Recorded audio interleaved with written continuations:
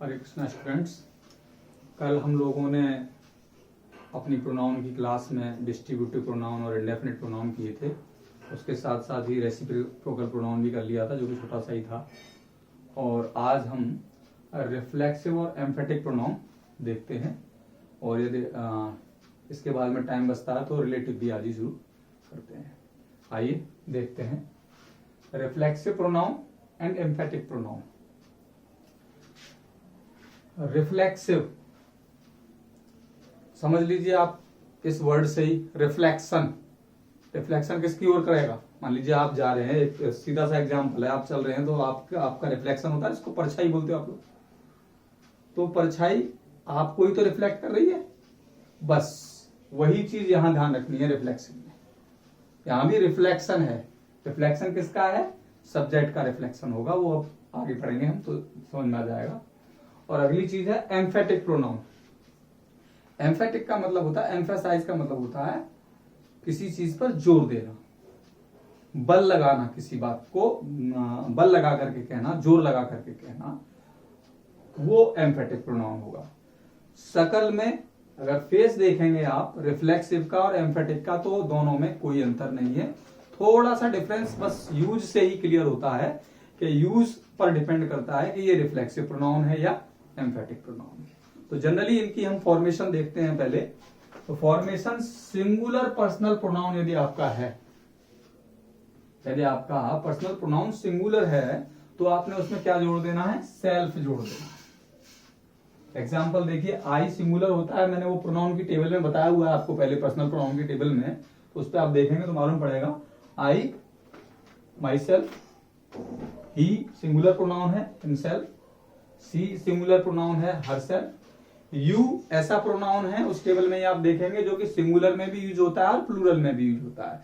अगर यू का प्रयोग सिंगुलर में यूज हो रहा है, if you is used as a singular pronoun, तो वहां पर रिफ्लेक्सिव आपका क्या हो जाएगा? योरसेल्फ। इसी तरह से इट है तो क्या हो जाएगा? इटसेल्फ, क्योंकि इट भी सिंगुलर होता है। और यदि प्लूरल प्रोनाउन है आपका तो उसमें आप सेल्फ नहीं लगा सकते। प्लूरल अगर प्रोनाउन करना है आपको तो उसमें क्या लगाएंगे आप? सेल्फ्स लगाएंगे। यहां पर सेल्फ लगाने से गलत होगा, क्या लगा देंगे? सेल्फ्स लगाएंगे। ठीक, तो जैसे बी प्लूरल होता है तो बी का क्या कर दिया हमने? आर सेल्फ्स। दे प्लूरल होता है, देम सेल्फ्स। यू जब प्लूरल की तरह कंसीडर किया जाएगा तो योर सेल्फ्स। समझ में आ गई बात? अब कुछ रूल्स मैं बता रहा हूं इनके यूज से related. Reflexive pronoun shows that the action done by the subject reflects upon the subject. Reflexive जो प्रोनाउन है वो आपका ये बताता है कि जो भी काम किसी सब्जेक्ट ने किया है और उसका वो जो काम है, वो उस काम का प्रभाव किस पर जाएगा? सब्जेक्ट पर ही जाएगा। इसको हिंदी में निजवाचक भी बोलते हैं, माने सब्जेक्ट पर ही एक्शन का परिणाम रिफ्लेक्ट होगा। जो भी आप एक्शन करोगे, आप कोई भी काम करोगे और उस काम का जो रिजल्ट है वो रिजल्ट कहां रिफ्लेक्ट होगा? खुद सब्जेक्ट पर। तो उस कंडीशन को क्या बोलते हैं हम? Reflexive pronoun. ठीक है, जैसे, लेकिन एक बात और ध्यान रखनी है यहां पर, ये मैंने लिख दिया, when subject and object are same.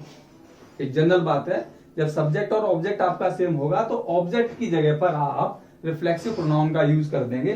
कैसे करेंगे देखिए, राहुल र्यून्ड, कायदे में यहां क्या आता है? ये हमारा कायदे में यहां आना चाहिए था हिम, लेकिन वही कंडीशन, क्योंकि राहुल जो ये सब्जेक्ट है वही ये ऑब्जेक्ट है, तो इस कंडीशन में आप ऑब्जेक्ट का यूज ना करके, जब रिफ्लेक्ट हो रही हो एक्शन, ये बर्बादी किसकी हो रही है? राहुल की ही हो रही है, मतलब सब्जेक्ट ही रिफ्लेक्ट हो रहा है, तो उस कंडीशन में ऑब्जेक्ट यूज ना करके ऑब्जेक्ट की जगह पर क्या यूज करते हैं हम? हिम सेल्फ लगा दिया हमने। ठीक, हिमसेल्फ का यूज करेंगे, हिम का नहीं। तो हमेशा ध्यान रखेंगे इस बात का कि जब सब्जेक्ट पर ही एक्शन का प्रभाव पड़े तो उस कंडीशन में हम रिफ्लेक्सिव प्रोनाउन का यूज करते हैं। ठीक, अब देखिए आप एम्फेटिक प्रोनाउन में, emphatic pronoun is used for the sake of emphasis. Emphatic pronoun का यूज हम कहां करते हैं? एम्फेसिस देने के लिए, मतलब मैंने अभी बताया था जोर देने के लिए। शकल में यही रिफ्लेक्सिव है, ये सारे प्रोनाउन रिफ्लेक्सिव भी हैं और यही सारे एम्फेटिक भी हैं। शकल में कोई अंतर नहीं है, बस यूज पे डिपेंड करता है। तो emphatic pronoun is used for the sake of emphasis, generally it is not used as the object of verb. ये तो ऑब्जेक्ट ऑफ वर्ब की तरह यूज हो गया, देखिए ये तो जनरली ऑब्जेक्ट ऑफ वर्ब की तरह यूज हो गया, लेकिन ये ऑब्जेक्ट ऑफ वर्ब की तरह यूज नहीं होता इसमें, but as the object of preposition, बल्कि प्रपोजिशन के ऑब्जेक्ट की तरह यूज हो सकता है। जैसे Rahul lives in this flat, Rahul इस फ्लैट में रहता, बाय हिमसेल्फ, खुद ही रहता है। तो ये देखिए प्रिपोजिशन, तो प्रिपोजिशन का ऑब्जेक्ट बन के तो आ गया है, लेकिन ये सब्जेक्ट का ऑब्जेक्ट जो है ऑब्जेक्ट नहीं बनता है, किसका, वर्ब का ऑब्जेक्ट नहीं बनता है, बल्कि किसका बन जाता है, प्रिपोजिशन का। जनरली ऐसा होता है, लेकिन कभी कभी एम्फेसाइज के लिए ऐसा कर लेते हैं कि हम इसको ऑब्जेक्ट में भी बना देते हैं।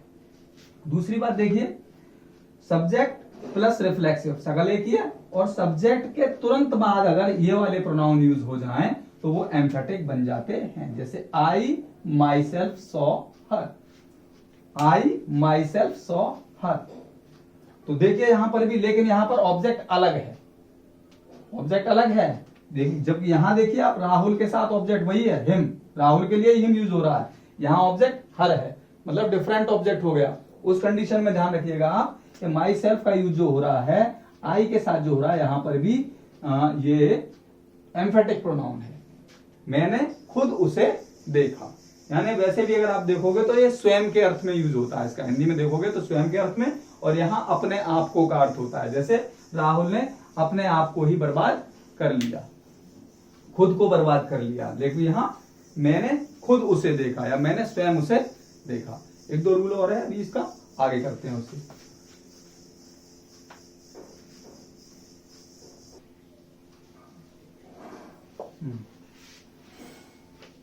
हाँ, तो आगे रिफ्लेक्सिव प्रोनाउन और एम्फेटिक प्रोनाउन के यूज में एक बात हमें ये ध्यान रखनी है, neither reflexive pronoun nor emphatic pronoun is used as the subject of the verb.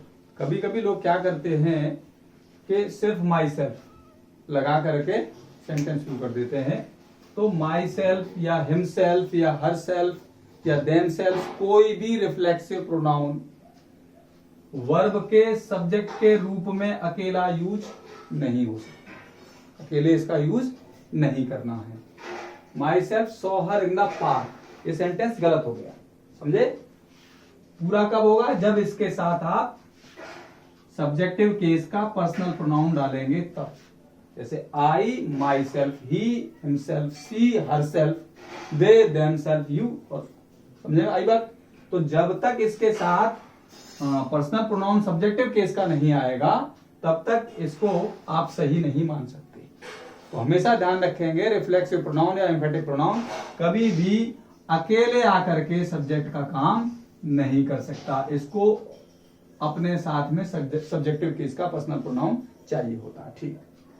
दूसरी बात यह है, देखिए avail, enjoy, absent, revenge, pride, cheat, resign, etc, ये कुछ ऐसी वर्ब हैं, इन वर्ब्स को हमेशा अपने साथ रिफ्लेक्सिव प्रोनाउन की जरूरत होती है। ये वर्ब्स जब भी यूज होंगी तो इन वर्ब्स को रिफ्लेक्सिव प्रोनाउन की जरूरत पड़नी है।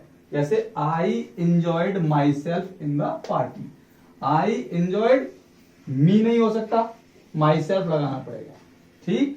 ऐसे ही enjoyed himself, she enjoyed herself. तो मतलब जब भी इस तरह की वर्ब्स यूज हो रही होंगी तो उनके साथ रिफ्लेक्सिव प्रोनाउन का आना जरूरी हो जाता है। The scholars must avail themselves for opportunity, the scholars plural हो गया है, तो इस प्लूरल के होने की वजह से इसके लिए प्रोनाउन क्या यूज करते हैं आप, दे यूज करते, तो दे के हिसाब से क्या लगाते हैं आप, देमसेल्व्स, ठीक है कि नहीं। तो वही चीज यहां पर है, तो इस तरह की अगर वर्ब्स यूज हो रही हैं तो उनके साथ हमें रिफ्लेक्सिव प्रोनाउंस का यूज करना जरूरी हो जाता है। तो इसके साथ ही आज हमारा रिफ्लेक्सिव और एम्फेटिक प्रोनाउन खत्म हो गया है, और अगला जो प्रोनाउन अब हमको पढ़ना है वो है हमारा रिलेटिव प्रोनाउन। तो रिलेटिव प्रोनाउन के बारे में जनरली मैं थोड़ा सा आपसे डिस्कशन कर लेता हूं। रिलेटिव प्रोनाउन क्या होता है, नाम से ही मालूम पड़ता है रिलेटिव यानी रिलेशन, लेकिन काहे का रिलेशन। तो जनरली आप देखेंगे जो आपने इंटेरोगेटिव प्रोनाउन पढ़े थे, कौन कौन से, हु, whom, whose, व्हाट, विच, ये 5 आपने इंटेरोगेटिव प्रोनाउंस पढ़े हैं। ये पांचों के पांचों ही आपके रिलेटिव प्रोनाउन भी बन जाएंगे और इनके साथ एक दो प्रोनाउन और हम जोड़ देंगे, तब जाकर के रिलेटिव प्रोनाउन बनेंगे। तो रिलेटिव प्रोनाउन जैसे ही ये वाले प्रोनाउन जो इंटेरोगेटिव प्रोनाउन थे रिलेटिव प्रोनाउन बनते हैं, तो बस फंक्शन में डिफरेंस आता है। पूरी ग्रामर का हमारा बेस ही चल रहा है कि फंक्शन के हिसाब से हम पढ़ें कि किस चीज की क्या क्षमता है और वो क्या काम कर सकती है। तो आप देखिए इंटेरोगेटिव प्रोनाउन के पास कैपेसिटी थी टू आस्क क्वेश्चन, जबकि जैसे ही वो इंटेरोगेटिव प्रोनाउन रिलेटिव प्रोनाउन में कन्वर्ट होता है, उसके बाद उसकी जो ये कैपेसिटी थी टू आस्क क्वेश्चन वो खत्म हो जाती है। वो कैपेसिटी उसके अंदर नहीं रहती कि वो फिर प्रश्न पूछ पाए। उसके बाद फिर वो क्या करता है, रिलेटिव, जैसे कि नाम से बता रहे हैं कि रिलेटिव हो जाता है। तो रिलेटिव का मतलब वो रिलेटिव क्लॉजेस, मतलब वो क्लॉजेस को जोड़ने का काम करने लगता है, और जब वो क्लॉजेस को जोड़ने का काम करता है तो फिर वो रिलेटिव क्लॉज बन जाती है। रिलेटिव क्लॉज की अपनी अलग अलग तरह की कई सारी क्लॉजेस हैं। वो आप जब ये हम पूरे पार्ट्स ऑफ स्पीच खत्म करेंगे तो उसके बाद मैं चाहूंगा कि एक वीडियो और फ्रेज पे और क्लॉज पे भी बनाएंगे हम, तब उसको क्लॉज को समझेंगे और फिर हमें वहां पर ये रिलेटिव प्रोनाउन की बहुत ज्यादा जरूरत होगी। ठीक है, तो उस समय पे हम देखेंगे कि रिलेटिव प्रोनाउन को किस तरह से हम यूज करना है। तो कल हम रिलेटिव प्रोनाउन को शुरू करते हैं। रिलेटिव प्रोनाउन अति गंभीर कह सकते हो इसको, यानी कि मोस्ट नेसेसरी चीज है आपके लिए, जिसको समझना बहुत ही अच्छी तरह से बहुत जरूरी है। तो आइए रिलेटिव प्रोनाउन कल की क्लास में करते हैं।